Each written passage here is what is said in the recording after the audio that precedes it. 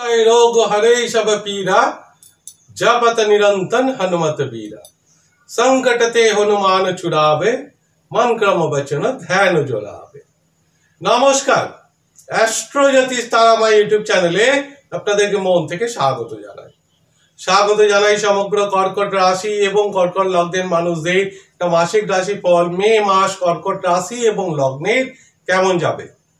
দেখুন, মে মাসের 1 তারিখেই কর্কট রাশির ভাগ্যপতি বৃহস্পতি মনস্কামনার ঘরে আসছে, ইনকামের ঘরে, একাদশ ঘরে আসছে।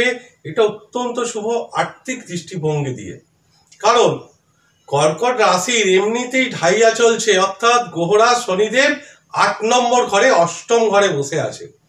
তাই অষ্টম ঘরে বসে শনির সপ্তম দৃষ্টি, সেটা কিন্তু অর্থ ঘরে, সঞ্চয় ঘরে পড়ছে। আর্থিক সমস্যা কর্কট রাশির চলছে, সেই আর্থিক সমস্যাকে সমাধান করতে বৃহস্পতি যে কিনা ভাগ্যবতী, সে 1 তারিখে আসবে। তবে 1 তারিখে এসেই সে কিছু দিনের জন্য কিন্তু কম্বাস্ট হবে, অস্ত হবে।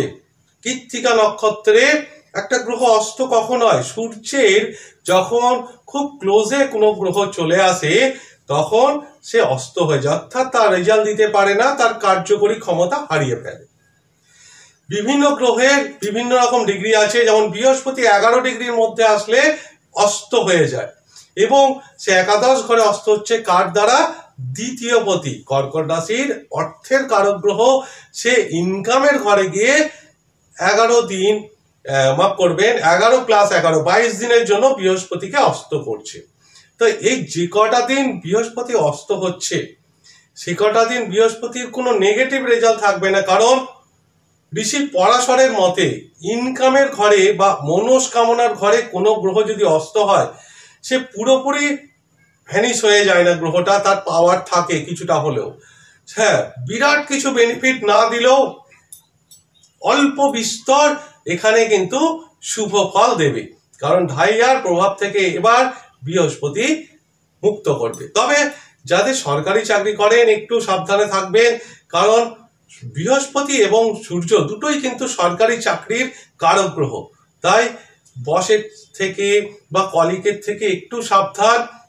এখানে যতটা পারবেন ঝগড়া, অশান্তি, মনোমালিন্য ব্যাপারগুলো থেকে দূরে থাকবেন। কিন্তু কর্কট রাশির সব থেকে যোগকারক গ্রহ কে? মঙ্গল গ্রহ। সে পঞ্চম এবং দশমপতি হয়ে ভাগ্যস্থানে থাকছে, এটা ভীষণ শুভ যোগ। কিন্তু সেই ভাগ্যস্থানে রাহু বসে আছে, তাহলে রাহু আর মঙ্গল একসঙ্গে অঙ্গারক যোগ তৈরি করছে, সেটা আমার ভাগ্যস্থানে। তাহলে পিতার স্বাস্থ্যের দিকে একটু নজর রাখা অবশ্যই দরকার। মঙ্গল শুধু ভাগ্যস্থানে একা থাকলে ভীষণ পজিটিভ রেজাল্ট দিত কর্কট রাশির, কিন্তু রাহু মঙ্গল একসঙ্গে যদি কারো জন্ম ছকেও থাকে, এটা একদিকে যেমন ভীষণ পজিটিভ রেজাল্ট দিতে পারে, একদিকে ভীষণ নেগেটিভ রেজাল্টও দিতে পারে। কি রকম? দেখুন, এটা অঙ্গারক যোগ, অর্থাৎ অঙ্গার মানে হচ্ছে কাঠ কয়লা। কাঠ কয়লাকে বাইরে থেকে যখন দেখবেন আগুন নিভে যাওয়ার পর হাত দেবেন, দেখবেন হাত পুড়ে যাবে, অর্থাৎ বাইরে থেকে দেখে বোঝা যাবে না এর ভিতরে আগুন আছে, কিন্তু স্পর্শ করলেই তার তাপটা অনুভব করতে পারবে। ঠিক রাহু মঙ্গল যদি কারোর জন্মছকে থাকে, এরা অত্যন্ত পরাক্রম এর কাজ করতে পারে, যে দুঃসাহসিক কাজ, যেটা আমরা স্বপ্নে ভাবতে পারি না। যেখানে বাইকের স্ট্যান্ড থেকে আরম্ভ করে যে কোনো অ্যাথলেটিক্স, স্পোর্টসম্যান, সুইমিং, এছাড়াও বড় অথরিটি অফিসার এই যোগে বানিয়ে দিতে পারে। কিন্তু এই যোগে বৃহস্পতি অবস্থান, বৃহস্পতির দৃষ্টি অবশ্যই দরকার। কিন্তু যদি বৃহস্পতি অ্যাসপেক্ট না থাকে, সেক্ষেত্রে কিন্তু এই যোগটা ভীষণ নেগেটিভ করে দিতে পারে। এই যোগটা চোর, ডাকাত, অ্যান্টি সোশ্যাল, মাফিয়া, এমনকি উগ্রপন্থী পর্যন্ত বানিয়ে দিতে পারে এই যোগটা। যাই হোক, সেরকম কোনো যোগ এই মুহূর্তে নেই, কিন্তু ভাগ্যস্থানে যেহেতু অঙ্গারক যোগ, তাই এখানে আপনার যদি তীর্থ বা ভ্রমণ, ছোট ছোট ভ্রমণ করার সুযোগ আসে মন্দিরে, সেক্ষেত্রে কিন্তু ভীষণ পজিটিভ রেজাল্ট দিতে পারে এই রাহু এবং মঙ্গল। তাই বললাম যে পিতার স্বাস্থ্যের জন্য অবশ্যই একটু খেয়াল রাখা দরকার আছে, কারণ ভাগ্যের যে ব্যাপারটা সেটা কিন্তু স্লো হচ্ছে। এছাড়া কর্কট রাশির কেরিয়ারের জায়গা, কারণ দেখুন দশমপতি ভাগ্যস্থানে যাচ্ছে, ধর্মকর্মাদি যোগ তৈরি করছে।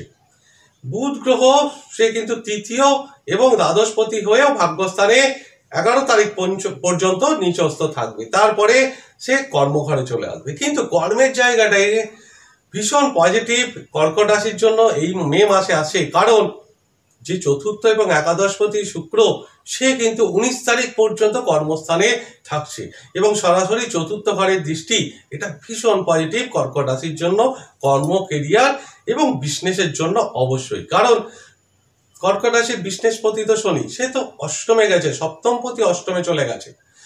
সপ্তমপতি অষ্টমে মানে নিজের ঘর থেকে অর্থের ঘরে, লাভের ঘরে গেছে, কিন্তু সেখানে জীবনসাথীর কিছু সমস্যা ক্রিয়েট হতে পারে, হেলথের কিছু প্রবলেম হতে পারে। এছাড়াও 19 তারিখের পর সেই শুক্র গ্রহ একাদশে চলে যাবে, 2 গুরু 1 হয়ে যাবে এবং সেই মে এবং জুন মাসটা ভীষণ পজিটিভ সময় আসবে কর্কট রাশির অর্থ ঘরে, কারণ সূর্য থাকবে, বৃহস্পতি থাকবে, বুধ গ্রহ থাকবে এবং শুক্র, চতুর্গ্রহ যোগ একাদশ ঘরে।